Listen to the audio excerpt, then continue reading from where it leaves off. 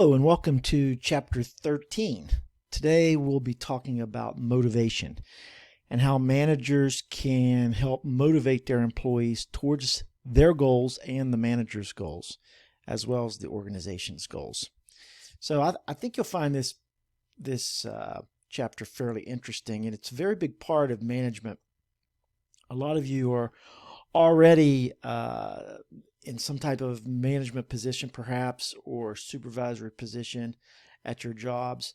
And a lot of this will be sort of familiar. You'll just be putting maybe some names of theories together, but it's not really hard to understand, and it's not earth-shattering news. But I'm a big proponent of motivation, as far as motivating employees and motivation in general for just for everyday life. So I think this chapter will be fun. But anyway, here are the learning outcomes. We'll talk about motivation, but we'll talk about the four theories that are associated with motivation. Those being equity theory, expectancy theory, reinforcement theory, and goal setting theory. And like I said, I think that you'll get something from this video and from these slides. So what is motivation? Motivation isn't anything we can really see, or it's not tangible. But of course, the definition here is set of forces that initiate, direct, and make people persist in their efforts to accomplish a goal. So, what motivated you to get up this morning, or what motivated you to turn the computer on and go to the YouTube channel and watch this video, other than your grade? That's a big part of it. Getting the credit, getting the grade for the course at the end of the semester, getting the diploma, getting the job, earning money. All of those things are obviously good motivators. And so, ultimately that's what motivated you to watch this video. Job performance is basically how well an individual performs when they're doing their job or doing the requirements of the job. And that job performance is a function of the motivation times the ability times the situational constraints that might be involved. So think of it this way. Let's say you're very good at your job. And so you have the skills to be excellent at what you do. But let's say that the situation that you're working under is less than ideal. And let's also say that the motivational factors that are associated with the job are less than ideal. Then the job performance is going to suffer. Job performance won't be at 100% unless the motivation and the ability and the situation are all at 100%. So those things come into factor when you're looking at job performance. Motivation has a direct correlation to job performance. If you're not motivated, even though you may have the ability to do it, and even though the situation may be perfect, the job performance is going to be less than what it could be. If you took a look at this model here of work, motivation, and performance, we have an unsatisfied need. So let's think of watching this video as part of your job as a student. You have an unsatisfied need, and that unsatisfied need is to get a grade in this class, to finish the course successfully and get a grade and get the 3 credit hours.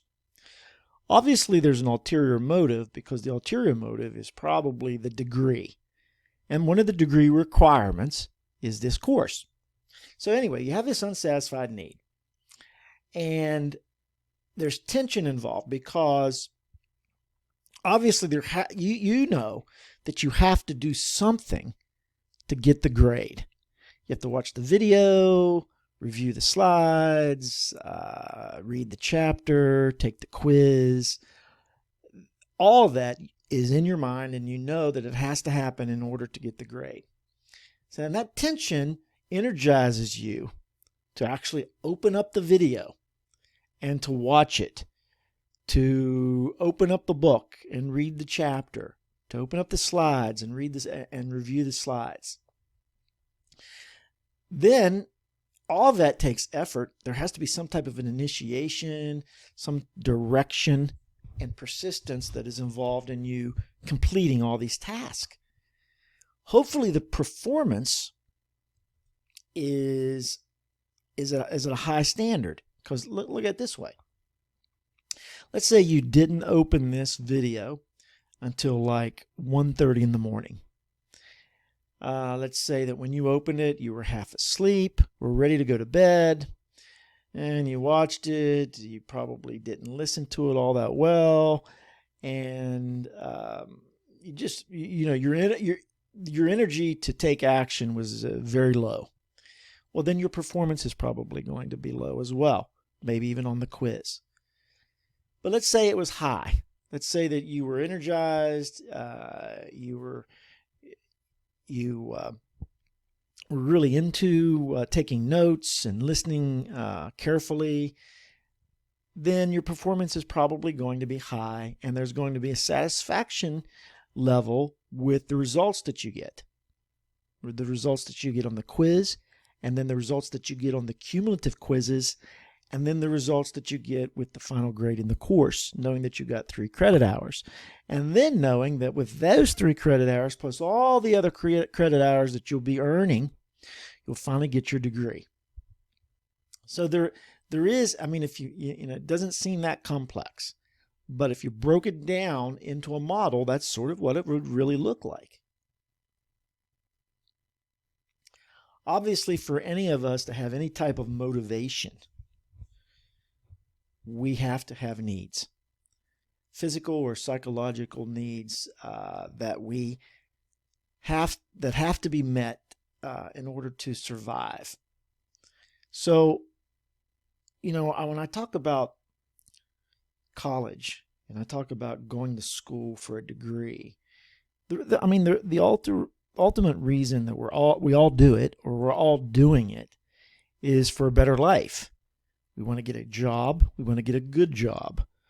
We want our education to help us move on from one job to a better job, and then from that job to an even better job. And in hopes that the degree will help us get to our ultimate destination, career-wise. So it's actually a physical and a psychological requirement or need. This need to earn money, this need to have a satisfying career, to put food on the table, to buy things that we need and want. And when we take a look at needs, we can break them down into lower order needs or higher order needs. Lower order needs, of course, are just food and water and shelter, things that are concerned with safety and physiological requirements. Higher order needs are more concerned with relationships and challenges, accomplishments, in other words, employee of the year, just having that gratification of knowing that you're doing a good job, even though maybe you don't get a bonus. Those higher order needs are always present. But the thing about higher order needs, we can't achieve those until our lower order needs are met.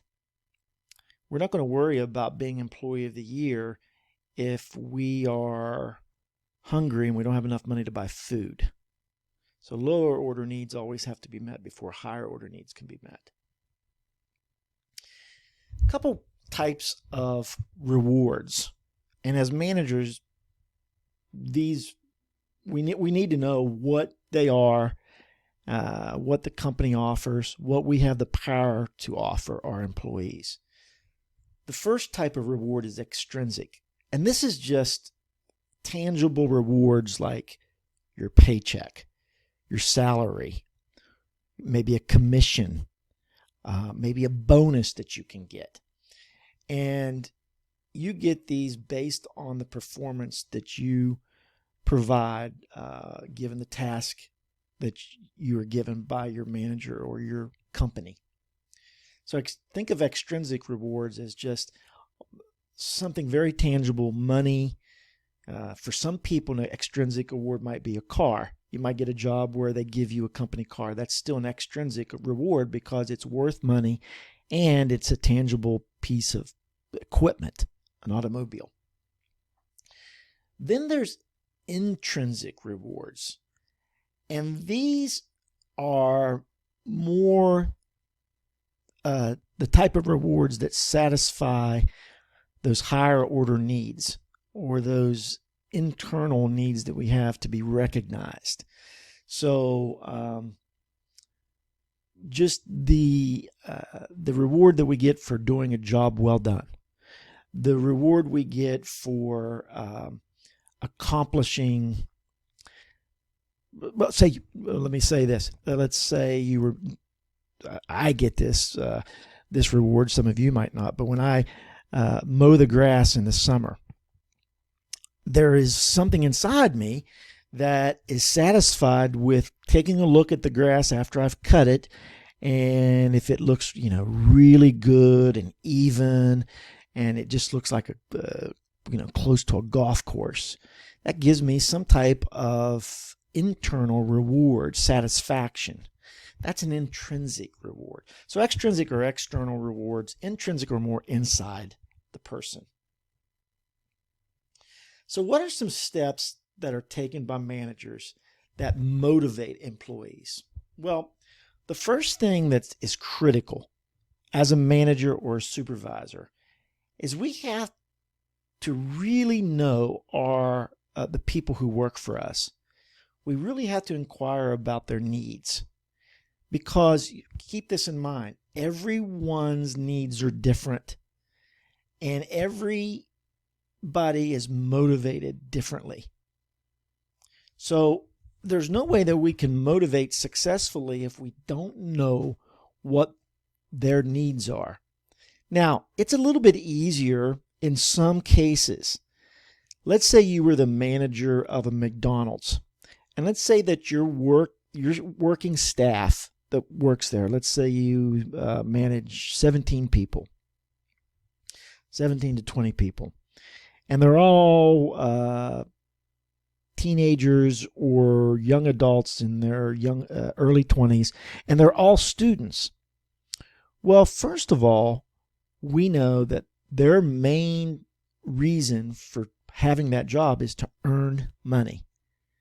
Money is their primary motivating factor.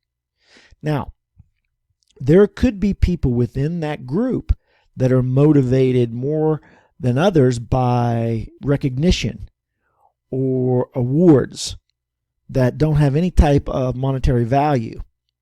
And there could be some people in that group that could care less whether or not they get Employee of the Year or Employee of the Month or some type of plaque. But it's up to the manager to find out what those needs are for each individual person. Obviously, those lower order needs have to be satisfied first, as we talked about earlier. We also, as managers, have to expect people's needs to change, because as people change, so do their needs change. If you get married, your needs are going to change. If you have a baby, your needs are going to change. If all of a sudden you went from living with your parents to having your own apartment, your needs have changed. So expecting that to always be the case, it's imperative that a manager stays closely in tune with their employees to know when those needs are changing. Creating opportunities for employees to satisfy higher order needs. Now, this is where we are recognizing that there are people that work for us that have a need for recognition or have a need for a pat on the back, job well done. And those higher order needs, as managers, we have to openly and willingly create opportunities that are going to give those people ample chance to satisfy those higher order needs. And I put down there at the bottom, the asterisk, good managers will understand what motivates each member of their team. And motivation differs from person to person, as I mentioned earlier. So let's take a look at the first motivational theory, and that's the equity theory. And what is the equity theory? Well, the equity theory basically states that people are motivated when they feel that they are being treated fairly by their manager and by the organization. So there's inputs and outcomes. Inputs are contributions made to the business, to the firm. So if I'm a worker, it's everything that I do. Contributions are everything that I put in my 8 hours. I work every job that I'm supposed to work. I do everything my manager tells me to do. Those are inputs. Outcomes are the rewards that the employees receive for their contributions. Pay, bonuses, commissions, recognition, a plaque, a prize. Those are outcomes. And then referents are people who those employees would compare themselves to. So it's their peers. And this happens with managers as well. If you were in an organization that had, let's say, 6 districts in the state of West Virginia, maybe they had the Northern District, Southern District, Ohio River District, the Capital District over in the Eastern Panhandle, maybe the Mountain District down by Snowshoe or whatever. Anyway, let's say West Virginia had 6 or 7 districts, and there were 6 or 7 district managers in those districts, a manager for each district, and then we had employees under each of those managers. Well, the employees, their referents are the employees in their district, people that they work with. The manager's reference would be all the district managers, because those would be the people that's their peers, their working peers. So referents, or who you compare yourself to, are the people that, your working peers. So employees do this. Now, obviously, they don't sit down and mathematically figure out how much they put into the job and how much they got out of it. But let me just give you a really good example. You've probably heard this before. You may even said it before yourself. I know I have. You might have said, I do just as much as Joe, but Joe got promoted. I did more than Sally, but she makes more money than I do. Billy got the employee of the month, and my sales were better than his. Obviously, you're looking at and comparing your outcome input ratio to your referent. Okay? So, an under reward would be when your output input ratio is worse than that of the referent. Okay? So, it's saying that you put in this work, you got this out of your work, pay, bonus, recognition, or whatever. Sally's or Billy's, they did the same thing, and your ratio is worse than theirs. You're under rewarded. Over reward is when your ratio is better than that of the referent. So you put more, let's say you put less than your referent, but you got more out of it, then you were over rewarded. Most people don't complain about that. But that is the equity theory. Are you being treated fairly based on the input that you're putting in, the outcome that you're getting from the company? It happens all the time. Then I'll give you an example. This happened a few years ago. It was in the news. A woman had worked at Goodyear for like 42 years. They gave her a big retirement party, and at the same time, one of the people who she worked with was, I think he was still working, but anyway, someone came up to him and said, "Hey, do you know that, did you start about the same time as Joe?" And she said, "Yes." And they go, "Well, do you know that Joe is making about $20,000 more than you each year?" That's really something nice to say to somebody who's retiring. But obviously she felt that she was under-rewarded and that there was some type of discrimination going on. She sued Goodyear and actually won the case, and they had to pay her the money, the difference, plus interest or whatever. But it was a big case. It was in the news several years ago. But she compared herself to, her referent was just a coworker that she actually started a few weeks before he did, but she was making way less money than he was. And back then it was probably because she was a female. But because things have changed, rightfully so, she was rewarded. And that sort of gives you an example of this outcome input ratio. Now, what are some reactions when people feel that they've been unfairly treated or that there's some inequity involved? Well, the first thing they might do is they might, in order to try to restore equity, they might say, well, you know what? I'm going to work less. They made more money than I did. I'm not going to do as much as they do because I'm getting paid less.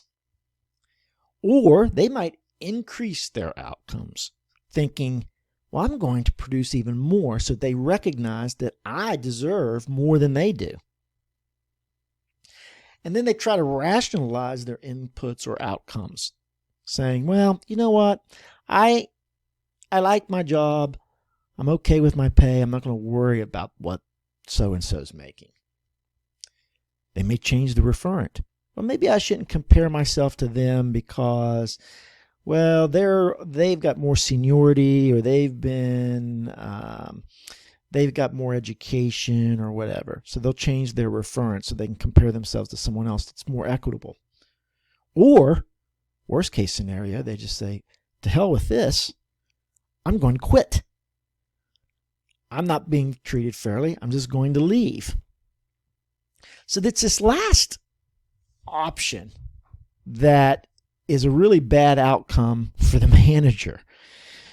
Because if the manager doesn't know that there's this inequity or this belief of inequity going on with the employee, they may lose an employee abruptly and find themselves shorthanded.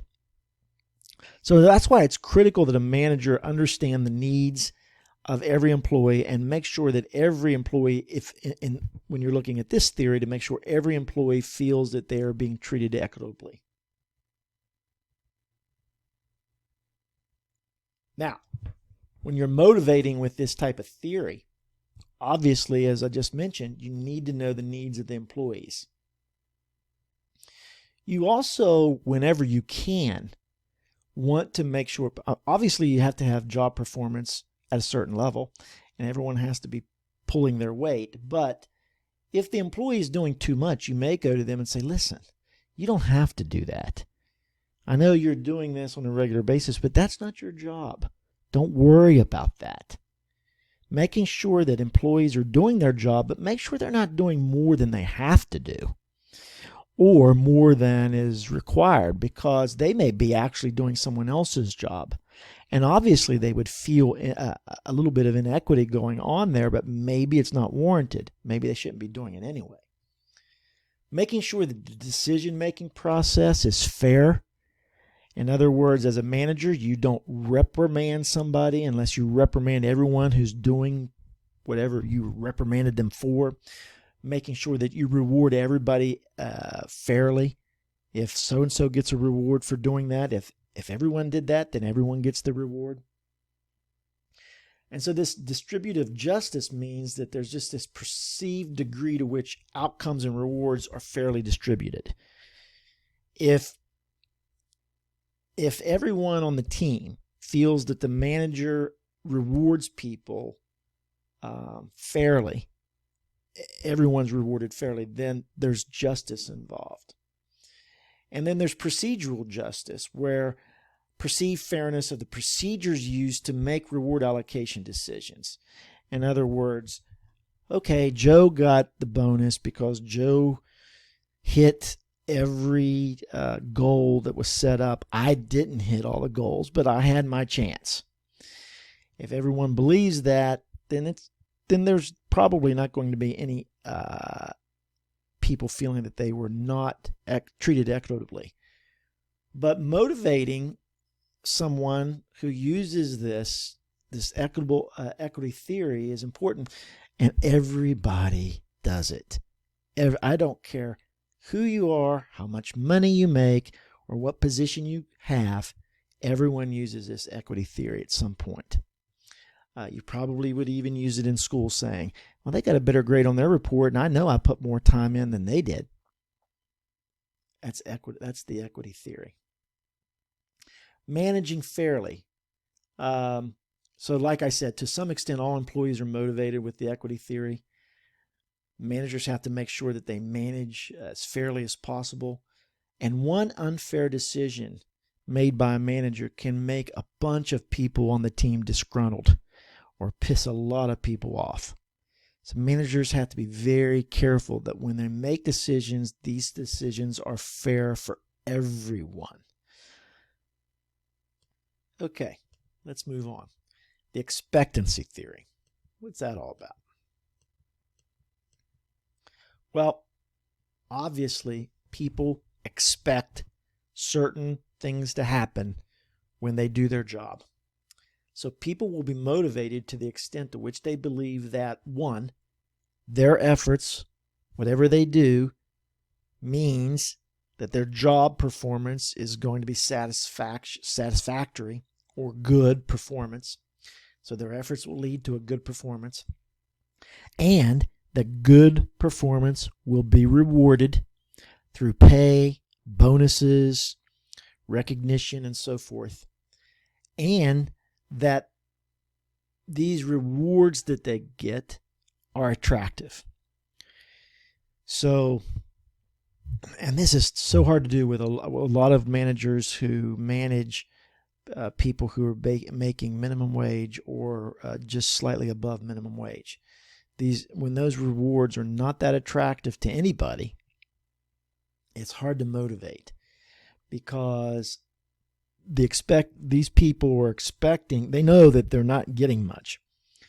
So their job performance is going to be hard to keep them performing well when they know that there's no chance for a bonus, there's no chance for a commission, I'm making minimum wage.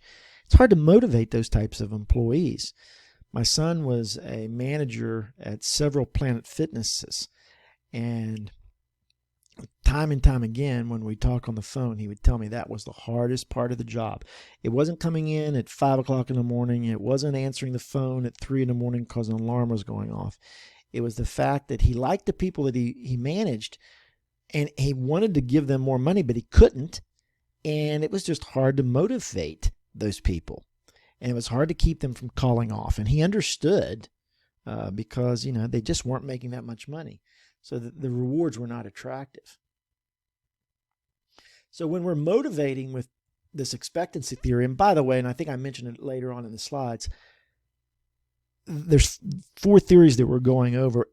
Everybody uses a little bit of each one of these theories, okay? So it's not just like you're either one or the other. Managers have to understand these theories and manage towards them.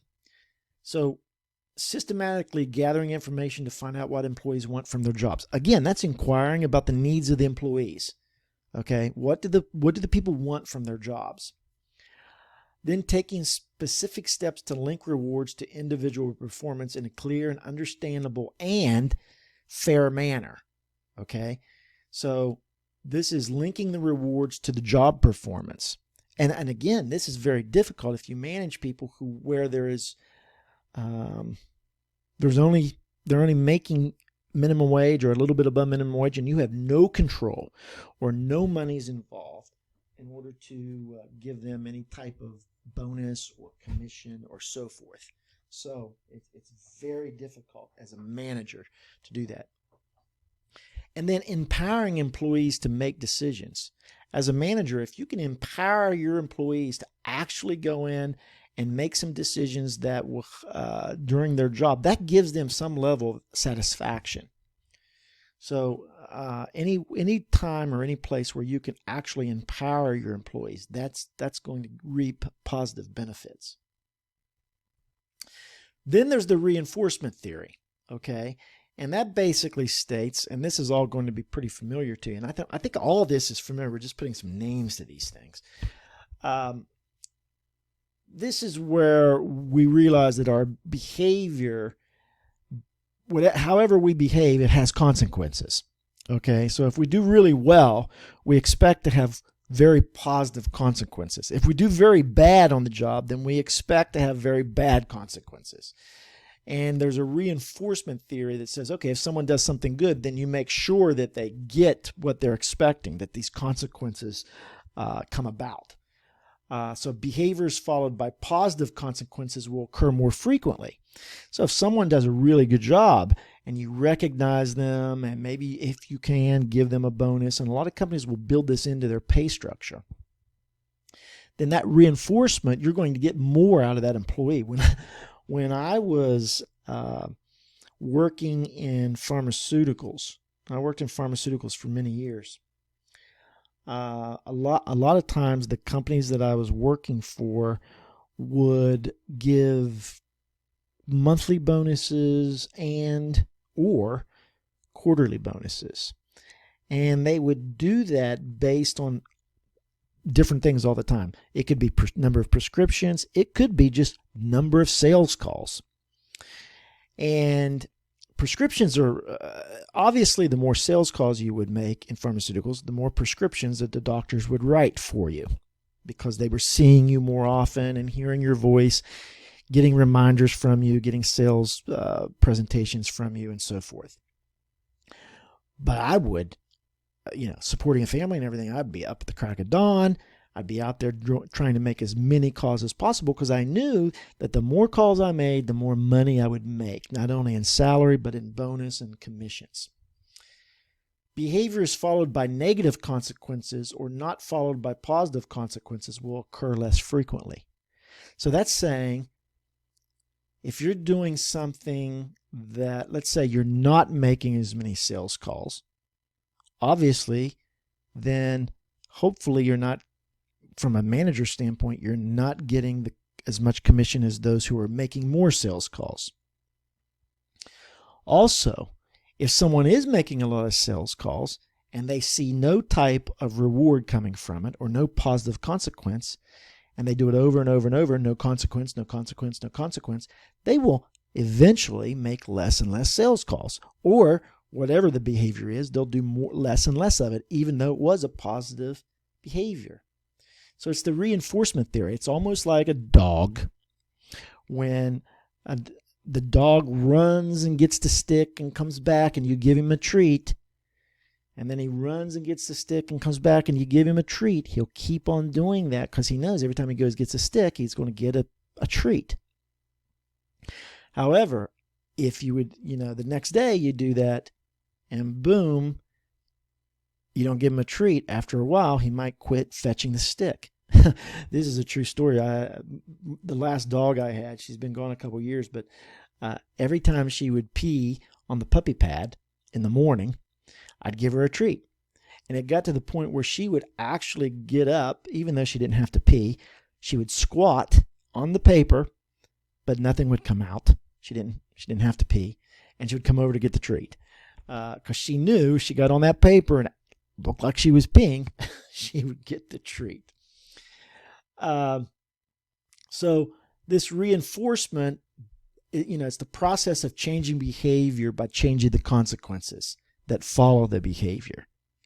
So when someone does something, if they're doing something on the job that's really good and they keep on doing it, hopefully as a manager, there's some kinds of consequence that you can provide to them, be it a bonus, be it a recognition or whatever.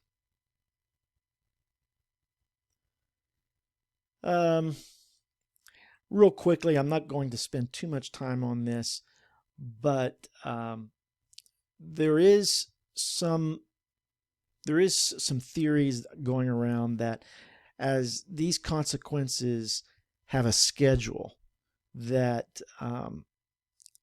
people sort of rely on the schedules, and it's sort of a cause and effect relationship. So if you take a look at, well, before we do that, positive reinforcement strengthens the behavior. Negative reinforcements is where we are trying to make sure that those actions that we don't want will dissipate, and through some type of unpleasant consequence afterwards. So if someone does a has bad performance on the job, then they might get a bad performance review, or they might get a cut in pay, or they might get they won't receive their bonus. But a negative reinforcement, both positive and negative reinforcement, can get you to get the employee, will help you get the employee to do what you want. Okay, if you reward them with a positive reinforcement after they do something that is positive towards the job, then they'll keep on doing it. If the negative reinforcement is just the opposite. And then there's punishment, which basically weakens a behavior that you don't want. Okay, so a behavior that has the cause and effect of undesirable consequences, maybe a reprimand or so forth. And then extinction is where weakens behavior but not allowing positive consequences to follow something. So if someone keeps on doing something that is not what you're after, you're trying to get them to quit doing that altogether. So you make sure that there's no positive consequences involved with that behavior. Now here's where we talk about scheduling and cause and effect. A continuous reinforcement schedule is where we give them the consequence, whether it's positive or negative, every time that instance occurs. Okay, so every time Bobby gets a hit, he gets ice cream at after the ball game. Or every time Bobby strikes out, we don't take him to get ice cream. But it's continuous. Okay, intermittent reinforcement would be where either every third time or randomly they get the consequence. So it can be either an average time that have elapsed or some type of let's say every 3 times this occurs, they get reinforcement. It's almost like when you went to the grocery store and they give you that little punch card that says, okay, you buy 10 gallons of milk and the 11th gallon is free. That's an intermittent reinforcement schedule. It's not saying that every time you buy a gallon of milk, you get a gallon free. And here's just some more information with that. I don't worry too much about this. So you can take a look at it, but you won't see anything on the quiz about this. This is the stuff I like to sift out of from the books. So what are some ways to motivate employees using this reinforcement theory? Okay. Obviously, we want to avoid reinforcing wrong behaviors. We want to make sure that we don't give people any type of positive reward for doing something that's not desirable. It would be, to give you an example, a few slides back, I was gave you an example where, Susie got the bonus, but I had more sales than she did. So we wouldn't want to reward someone if they didn't meet expectations or if they didn't do the desired job that we want. Correctly administering punishment at the right time, making sure that when someone does do something that let's say you dock someone's pay for an hour because they were late, 3 hours this past week. You want to make sure that that punishment is administered correctly and at the right time. And choose the simplest and most effective schedule of reinforcement. Most of the time, this is all just sort of second nature to us, but understanding the theories behind it is, people are people, and we're all sort of like, we all operate the same way. But just knowing that this happens, it's not something that I think you have to sit down and think, okay, did I give Bill a bonus after he checked out the large order correctly? You're not going to be doing that. But it is something to understand, and I'm sure you've heard of it before and seen it before. The final one is goal setting theory. Okay, and this is where basically people are motivated when they have specific and challenging goals, and that they get feedback that indicates their progress towards goal achievement. So you give someone a goal and they actually know what it is. It's a challenging goal, but it's attainable. Remember SMART goals. I think I mentioned that here in a few slides. But people will be motivated to the extent which they accept specific challenging goals and they receive feedback from their managers that indicates progress towards the goal. So as they're marching towards achieving that goal, the manager's saying, yes, that's great. You did a great job there. You might do this next time to get even better results. So there's the components. There are the specificity of the goal, specificity of the goal. That's a hard word to say. The difficulty of the goal acceptance. Everyone has to understand and accept what the goals are and getting that feedback. But goals remember when we're talking about what it takes to motivate someone to do something, maybe to even just to watch this video. Goals create tension. Okay? You say, oh my gosh, I got to get 6 of these sold tonight. What do I got to do to get those sold? Let's say you're in retail and they said, okay, your goal is to sell 6 of these, whatever it is. So those goals create tension, energize behavior, and influence persistence.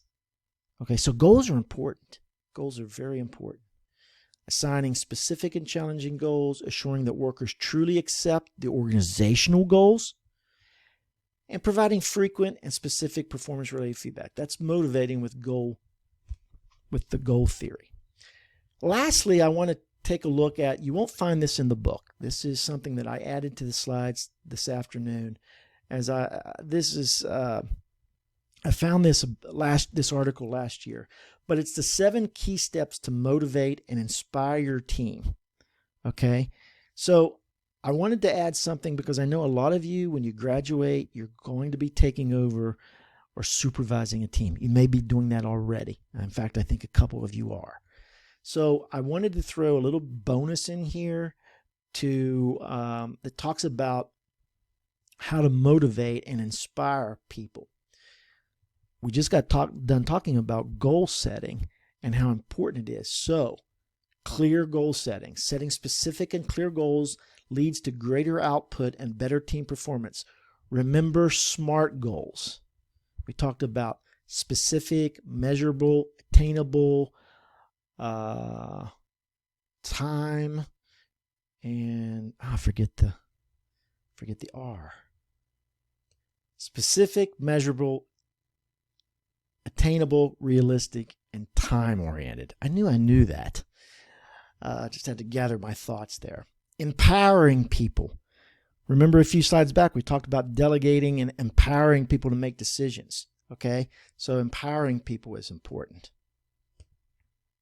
Providing support and feedback. Communicating the vision. Okay?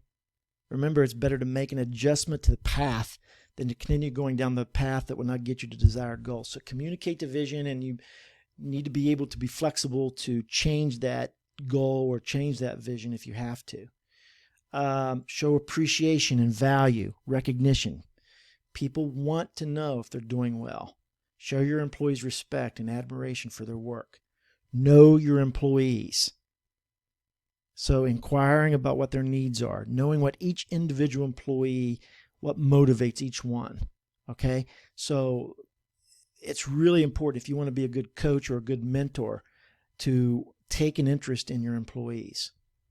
And then finally, professional growth and development, making sure that you are offering your employees to the opportunity to grow and to develop with their jobs or in their jobs. Okay, that's very important because the companies that I've worked for, they, especially one company in particular, Johnson & Johnson, you were rewarded as a manager every time one of your employees got promoted, maybe from out of your district or whatever, got promoted to another job, to another level. That actually was a reflection on you because you actually had provided them the growth and development they needed in order to get promoted. So it's helpful for a manager to provide that growth and developmental opportunities for their employees in order to motivate those employees. And that's the 7 ways to motivate and inspire a team. The key terms are here as we go through. You can pause that if you want to see. There's a lot of key terms. We talked about that.